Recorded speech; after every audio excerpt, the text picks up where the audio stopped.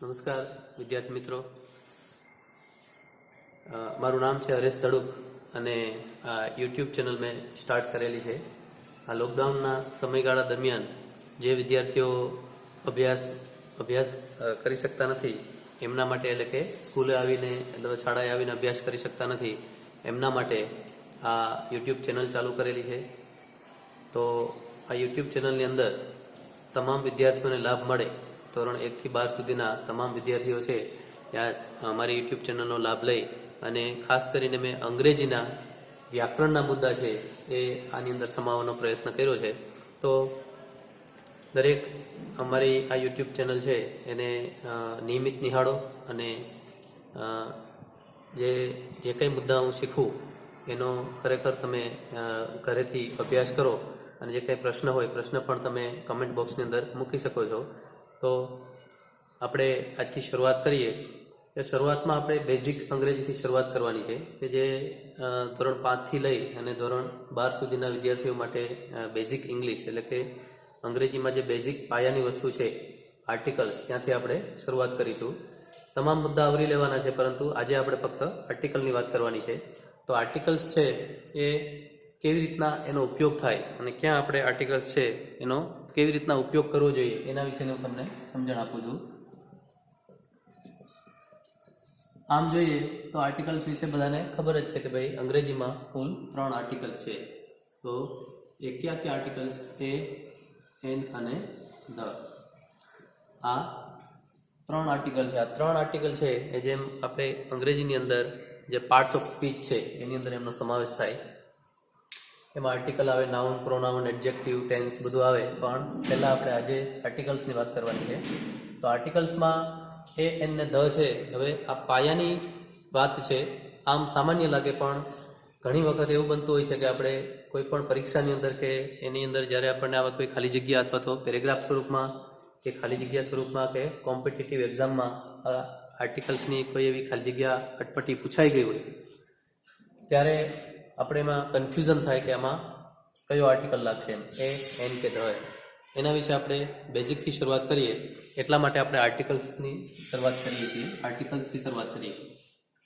તો આને સમજતા પહેલાં આપણી પાસે વોવેલ્સ અને કોન્સોનન્ટ્સ, જે અંગ્રેજી ભાષામાં, એટલે કે જેમ ગુજરાતીમાં મૂળાક્ષરો છે એમ ઇંગ્લિશમાં આલ્ફાબેટ્સ, એની માહિતી આપણને હોવી જોઈએ. તો અંગ્રેજીમાં કુલ 26 મૂળાક્ષરો છે જેને આપણે આલ્ફાબેટ્સ કહીએ છીએ. એમાં ગુજરાતીમાં જેમ સ્વર છે એમ ઇંગ્લિશમાં પણ સ્વર છે જેને વોવેલ્સ કહેવામાં આવે છે. 5 સ્વર છે. ગુજરાતીમાં સ્વર કહેવાય, ઇંગ્લિશમાં વોવેલ્સ. અને એ છે એ, ઈ, આઈ, ઓ અને યુ. આ 5 સ્વર છે. અને વ્યંજન છે એને કોન્સોનન્ટ્સ કહેવામાં આવે છે.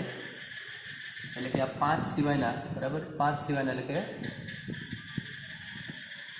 આના સિવાયના રેસ્ટ ઓફ વોવેલ્સ, એટલે કે વોવેલ્સ સિવાયના જે બધા વધે છે એને કહેવામાં આવે છે વ્યંજન. તો આ 5 સ્વર અને વ્યંજન, આની માહિતી તમને હોય તો તમે સરળતાથી આર્ટિકલ એ, એન ને ધ છે એ કોઈ પણ ગમે એવી ખાલી જગ્યા હોય એની અંદર તમે મૂકી શકો. હવે આ વોવેલ્સ છે યાદ રાખવાના છે. એ, ઈ, આઈ, ઓ, યુ 5 જ સ્વર છે એટલે યાદ રાખવા કંઈ અઘરા નથી. અને ગુજરાતીના સ્વર પણ આપણને આવડતા હોય તો આની અંદર આપણને મુશ્કેલી પડશે નહીં. કોન્સોનન્ટ્સ 21 કોન્સોનન્ટ છે, એટલે કે એ, ઈ, આઈ, ઓ, યુ સિવાય આ 2 વિશેની માહિતી તમને હોય તો તમે આર્ટિકલ એ, એન કે ધ એવી કોઈ પણ ખાલી જગ્યા, ગમે એવી ડિફિકલ્ટ ખાલી જગ્યા પૂછાણી હોય તો પણ તમે એને સરળતાથી જવાબ આપી શકો. હવે આપણે આગળ વધીએ આર્ટિકલ્સ ઉપર. એમાં સૌપ્રથમ આપણે આર્ટિકલ એ ની વાત કરશું.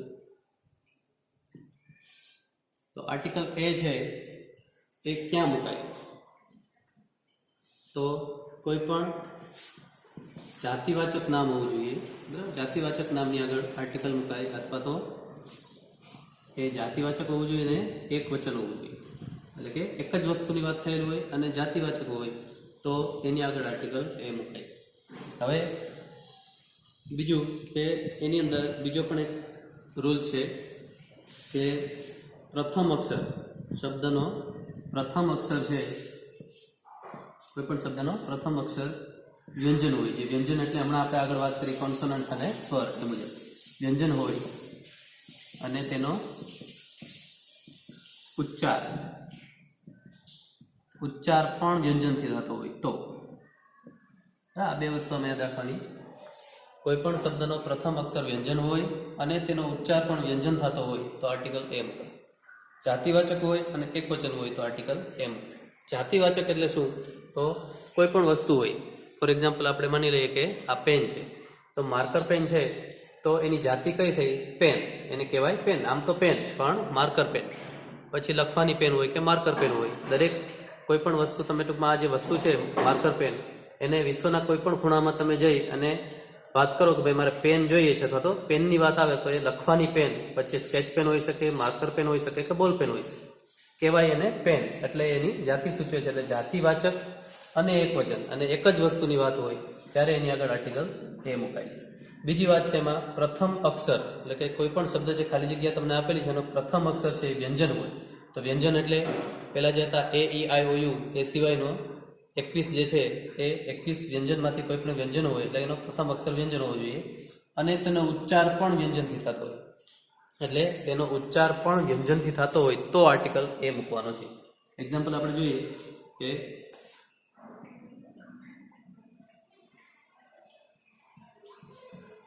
he has a pen. તો પી છે એ કોન્સોનન્ટ છે એટલે કે વ્યંજન છે, જ્યારે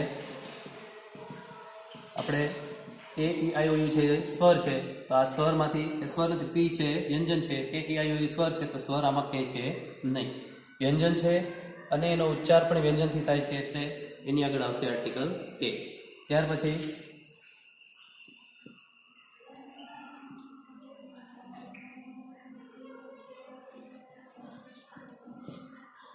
આઈ હેવ અ બેગ, આમાં પણ આર્ટિકલ એ આવશે. તો આ રીતના કોઈ પણ જે ખાલી જગ્યા પછીનો કોઈ પણ શબ્દ હોય કે કોઈ પણ નામ હોય, એ નામ છે એ જાતિવાચક હોવું જોઈએ અને એનો પ્રથમ અક્ષર છે એ વ્યંજન હોવું જોઈએ અને એનો ઉચ્ચાર વ્યંજનથી થતો હોય તો તમે આમાં આર્ટિકલ એ મૂકી શકો. ત્યાર પછી આપણે જોઈએ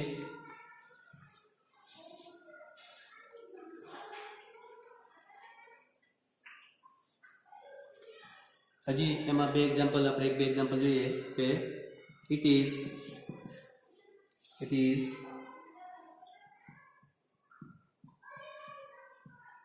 અ ક્લાસરૂમ. કારણ કે સી છે તો સી છે વ્યંજન છે, ઉચ્ચાર પણ વ્યંજનથી થાય છે એટલે it is a classroom.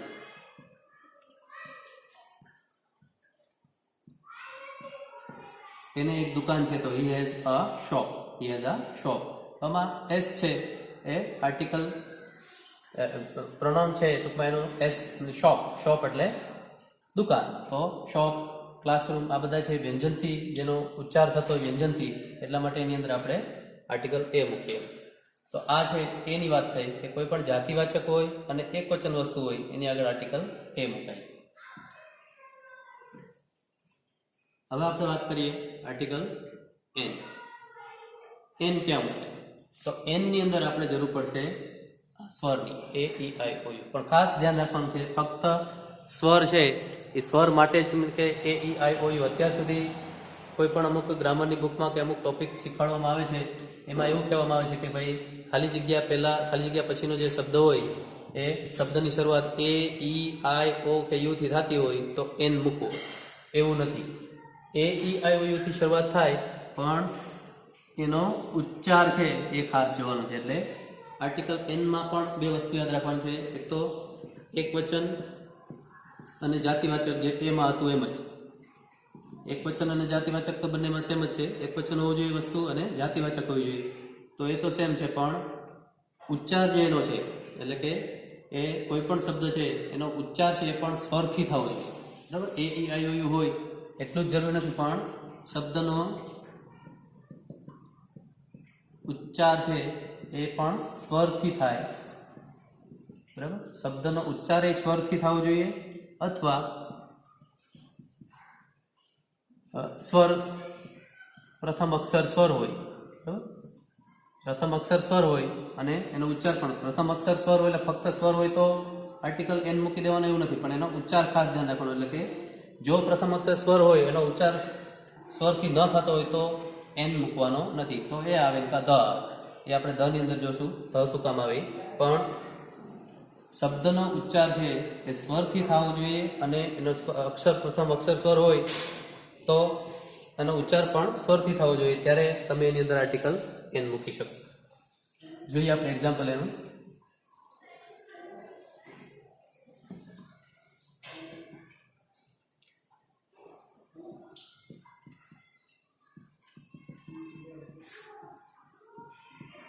Raj blank and Apple, means કે અહીંયા તમે જુઓ તો એપલ એટલે અહીંયા તમારે મૂકવું પડે આર્ટિકલ એન.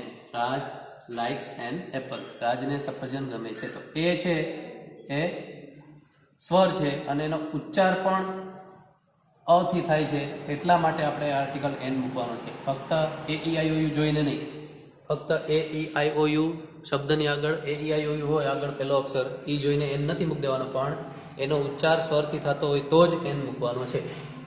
બીજું એક્ઝામ્પલ જોઈએ આપણે તો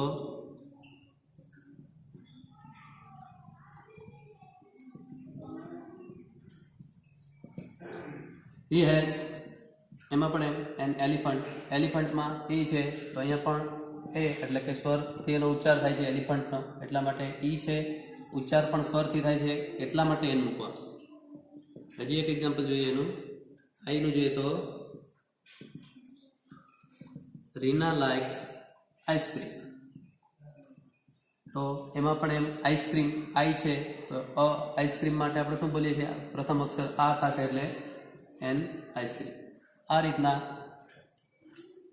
ઓ, તો ઓનું પણ આપણે જોઈ લઈએ એક્ઝામ્પલ ઓરેન્જ, તો એનો પણ પ્રથમ અક્ષર ઓ છે, ઉચ્ચાર પણ ઓથી થાય છે એટલે કે સ્વરથી થાય છે, એટલા માટે આગળ એન મૂકવાનો છે.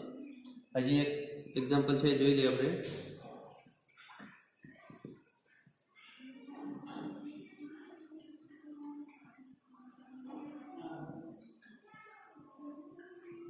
અમ્બ્રેલા, રાજેશ બોટ, રાજેશે અમ્બ્રેલા ખરીદી એટલે કે છત્રી ખરીદો, અમ્બ્રેલા, એનો પણ ઉચ્ચાર છે અમ્બ્રેલા, અમથી થશે એટલે કે સ્વરથી થશે, એટલે એની આગળ આવશે an. Rajesh boat and umbrella. આ ડિફરન્સ છે. ફક્ત એ ઈ આઈ ઓ યુ એ અક્ષર જોઈ અને આપણે એનો ઉચ્ચાર જોવાનો છે, ખાલી એ ઈ આઈ યુ જોઈ અને આર્ટિકલ એન મૂકવાનો નથી, પણ એનો ઉચ્ચાર પણ સ્વરથી થતો હોય તો જ એન આર્ટિકલ મૂકવાનો છે, નહીતર નહીં. તો આ એ અને એનની વાત થઈ. હવે એમાં એક બીજી વસ્તુ આવે છે કે આ ઉચ્ચારની વાત છે, એની આગળથી આપણે જોઈએ તો જે એની અંદર એક બીજો નિયમ છે કે ભાઈ આર્ટિકલ એન ક્યાં મૂકવો હોય. તો એક તો ઉચ્ચાર અને સ્વર એનો હોય તો જ આર્ટિકલ એન મુકાય છે, અને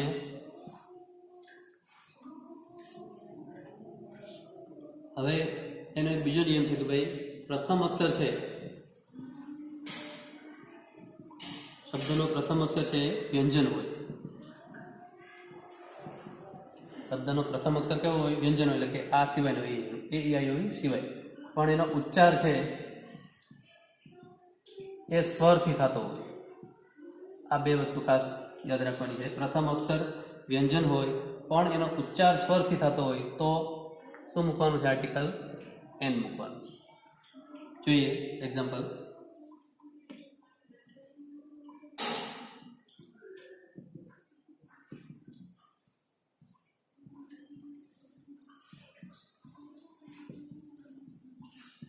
આ એક્ઝામ્પલ છે. હવે અહીંયા એચ છે એ વ્યંજન છે, બરાબર. આપણે હમણાં વાત કરી કે પ્રથમ અક્ષર છે શબ્દનો એ વ્યંજન હોય પણ એનો ઉચ્ચાર સ્વરથી થતો હોય.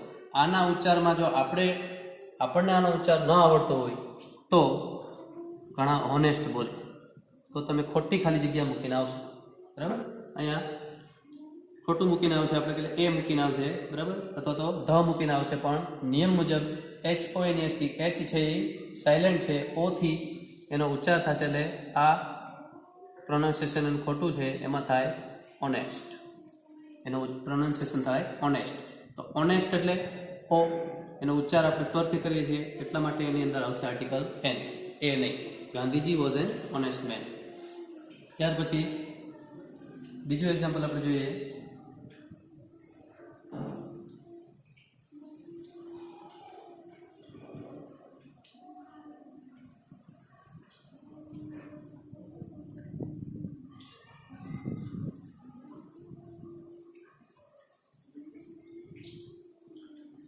હી is blank honourable person.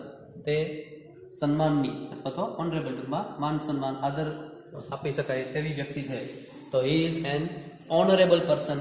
Honourable નહીં. જો અહીંયા આપણે ઓનરેબલ કરીએ તો એનો ઉચ્ચાર છે એ ખોટો થાય, એટલે કે આપણે હથી એનો ઉચ્ચાર કરીએ તો વ્યંજનથી થઈ જાય, પણ પ્રથમ અક્ષર વ્યંજન પણ એનો ઉચ્ચાર શેનાથી થાય છે? સ્વરથી થાય છે. એટલા માટે આની આ ખાલી જગ્યામાં પણ જવાબમાં આવશે એન ઓનરેબલ. એવી રીતના હજી એક એક્ઝામ્પલ જોઈએ. I will come back.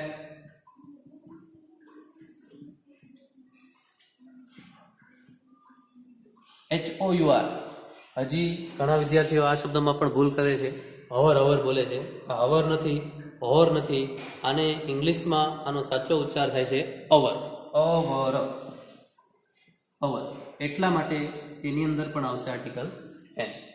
I will come back by an hour. હું 1 કલાકમાં પાછો આવું છું એમ તમારે બોલવું હોય ત્યારે આ રીતના I will come back by an hour. 1 કલાકમાં પાછો આવું છું, પણ આર્ટિકલ એન લાગશે. He is an honourable person. Honourable, not honourable. Honourable બોલશો તો ખોટું પડશે. Gandhiji was an honest man. Honest નહીં, ઓનેસ્ટ. તો આ સ્વર અને વ્યંજનનો આ ડિફરન્સ છે. એટલે કે જો પ્રથમ અક્ષર વ્યંજન હોય અને એનો ઉચ્ચાર છે એ સ્વરથી થતો હોય તો તમારે એની આગળ છે આર્ટિકલ એન મૂકવું. એવી જ રીતના એનું ઉલટું, પ્રથમ અક્ષર છે એ સ્વર હોય, બરાબર? એવું પણ બને, જેમ આમાં એનમાં બન્યું એવી રીતના એમાં એવું પણ બને. પ્રથમ અક્ષર સ્વર હોય પણ એનો ઉચ્ચાર વ્યંજનથી થતો હોય,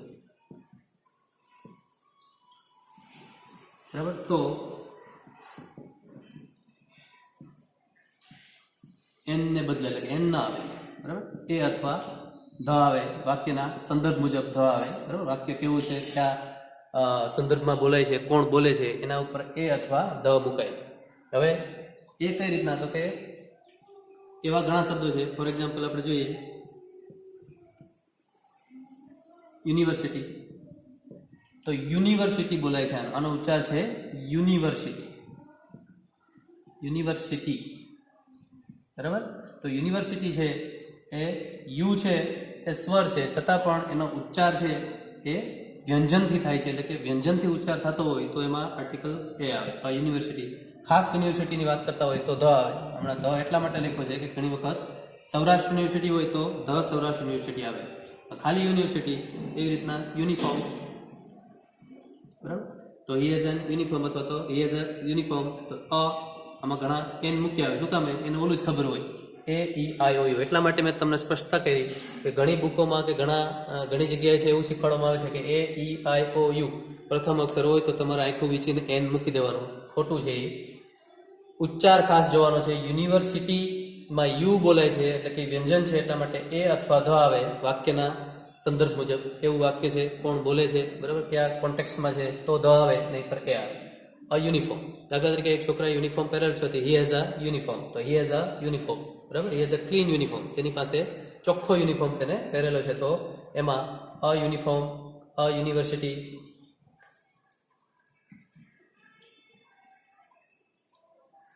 પછી યુનિટ, બરાબર? તો a unit, he has a unit, this is a unit. એવું પણ એની અંદર પણ વાક્ય બની શકે. ત્યાર પછી આપણે જોઈએ ઘણા આવી ખાલી જગ્યામાં મોસ્ટ ઓફ વિદ્યાર્થીઓ છે એ કોમ્પિટિટિવ એક્ઝામમાં અને આપણે જે બોર્ડ લેવલની જે એક્ઝામ લેવાય છે 10મા ધોરણની, 12મા ધોરણની, અથવા તો 6, 7, 8 પ્રાઇમરી શાળાની અંદર, પ્રાઇમરી સ્કૂલની અંદર પણ જે એક્ઝામ લેવાય એમાં જો આવા વાક્ય પૂછાઈ ગયા, આવો સબ્જેક્ટ પૂછાઈ ગયો હોય ટૂંકમાં યુરોપિયન. હવે આનો ખરો એનો ઉચ્ચાર છે યુરોપિયન. તો યુરોપિયન એટલા માટે એ યુ છે, ઈ છે, એ તો સ્વર છે, પણ છતાં એનો ઉચ્ચાર છે વ્યંજન છે એનાથી થાય છે. એટલા માટે આમાં એન યુરોપિયન ન આવે, અ યુરોપિયન આવે, બરાબર? અ યુરોપિયન અથવા ચોક્કસ વ્યક્તિ કે ચોક્કસ વસ્તુની ટૂંકમાં ચોક્કસ વાત હોય કાંઈ તો ધ યુરોપિયન કન્ટ્રી કે ધ યુરોપિયન કોઈ વસ્તુની વાત હોય તો બરાબર.